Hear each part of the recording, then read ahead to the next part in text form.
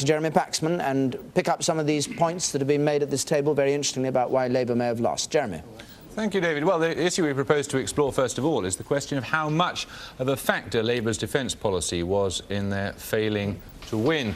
And with us to discuss that, we have Robin Cook, who's in Edinburgh, Austin Mitchell, who's in Hull, and Dr. John Gilbert, who's here in London. Robin Cook, how much of a factor do you think it was? I'm sorry, did you say how effective was it? How much of a factor was it in your not winning? I tell you, the hearing system here is not a tribute to public broadcasting. No, I don't think it was a big factor. Undeniably, there were a lot of people who did not like the representation that was made of Labour's defence policy. That was partly because it was ludicrously misrepresented.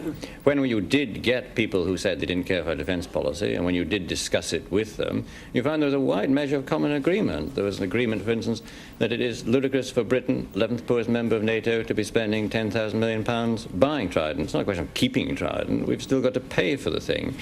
Equally, you would find people who were not going to vote for Labour because Labour is going to cut expenditure on the Army and the Navy.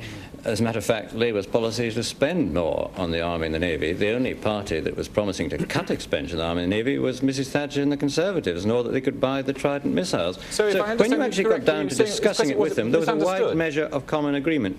I would also add this.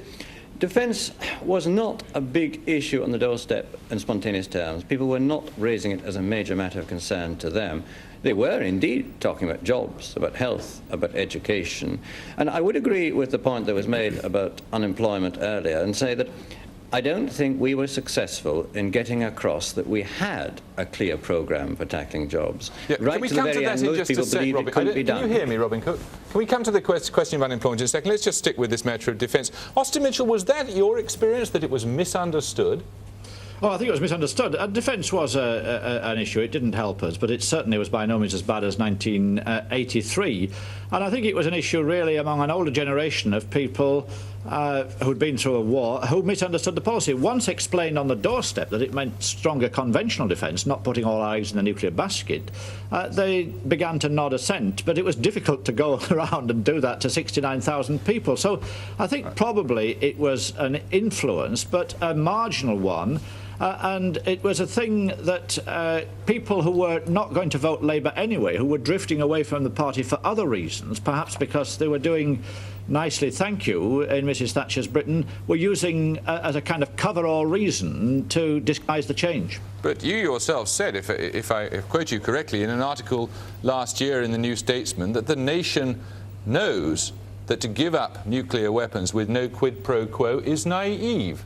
Yeah, so that was the unilateralist element of the policy, but that had been very substantially softened by the time the election campaign began.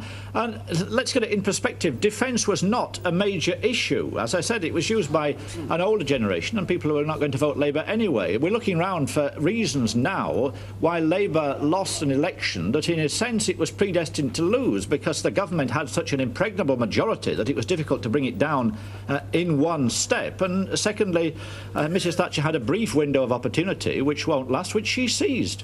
Dr Gilbert, was that your experience, that it wasn't a major issue? Well, certainly not. I mean, Austin, I think it was talking about a past generation caring about it, and people who've done very well using it as an excuse.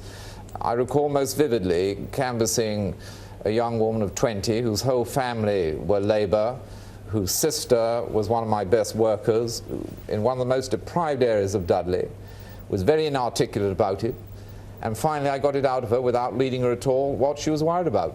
And it was defence. And it was very moving and very upsetting and disturbing. And it wasn't, as Robin Cook suggested, that she had misunderstood what the policy was? Certainly not. It was nothing to do with Trident.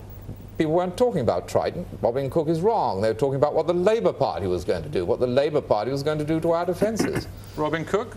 Well, the Labour Party was talking about Trident. The Labour Party was going to cancel Trident and spend that money on the Army and the Navy. And I'm very sorry the family in Dudley did not have a clear statement of Labour Party policy. Perhaps it's a pity that it wasn't me that was canvassing them. Well, precisely. That's what the Labour Party was talking about. It's not what the voters in my constituency were talking about. They were talking about the Labour Party's policies, not what the Labour Party was talking about. No, wait a minute. The Labour Party was talking about the Labour Party's policy. It is certainly the case that if your family was looking at the posters put up by the Conservative Party, they would see a representation man with two arms up, which they thought was the Labour Party's defence policy. It wasn't, John, and perhaps you should have pointed that out to them. The interesting thing, of course, is that all the private polls, I understand, it showed that defence costs us something like 5% of the popular vote. Had that 5% gone the other way, we'd have run Mrs. Thatcher very close. We might even have won.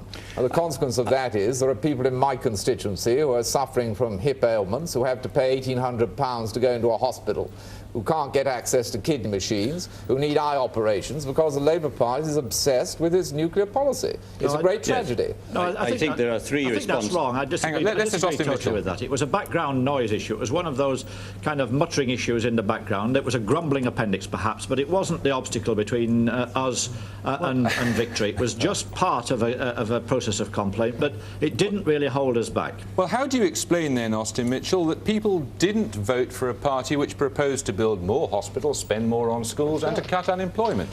Well, Robin Cook and John Gilbert hear what they want to hear, both hear it from their point of view. I think I was somewhere in the middle in this argument. I think the general problem was that there was a feeling that perhaps the time wasn't right for change. This government hasn't yet run its course, and in a two-thirds society, which we are, Mrs. Thatcher had bought off the two-thirds. There was one-third, which is largely the north, now defined as beginning at Nottingham rather than at Watford, and which isn't doing particularly well, and they voted against Mrs. Thatcher. The rest, who had been bought off, where things were better, voted for Mrs. Thatcher. And in that situation, clearly, we're in a 1959 election situation where it's the stepping stone to power next time. Robin Cook, was it your experience that potential Labour voters felt that Mrs. Thatcher needed a little more time?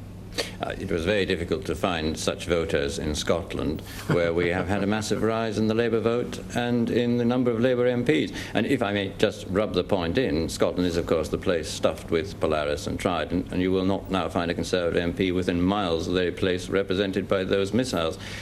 We have patently got a problem. I don't think that it is the case that it was defence that lost us the votes. I never saw the private opinion poll that John Gilbert refers to, and I saw all our private opinion polls. I do think there's possibly one mistake. So what was it? What was it then? Pardon? If it wasn't. I was just coming on to that. I'm so sorry. Go on. Let me continue, Jeremy. I do think if we were looking back on across our campaign again, I do think that one change I would make in gear is that we were extremely negative in attacking Mrs. Thatcher. We made a very vigorous and clear attack on Mrs. Thatcher and her policies and what she stood for, and that came across with tremendous clarity. In retrospect, I think we perhaps also now need to make sure that we equally put forward a positive case of why people should be voting Labour. I don't actually hold that much prospect that many of that 42% that ended up voting for Mrs. Thatcher yesterday are likely to change their minds in the near future. What I do think we should be doing is getting across to the 22% that voted for the Liberals and SDP that was a wasted vote, that is why Mrs. Thatcher got her majority, and that if they want to see an end of the Conservatives, they've got to come back to the Labour Party, because the message of the last day is not that the SDP has succeeded in ending the Labour Party, which is what it wanted to do.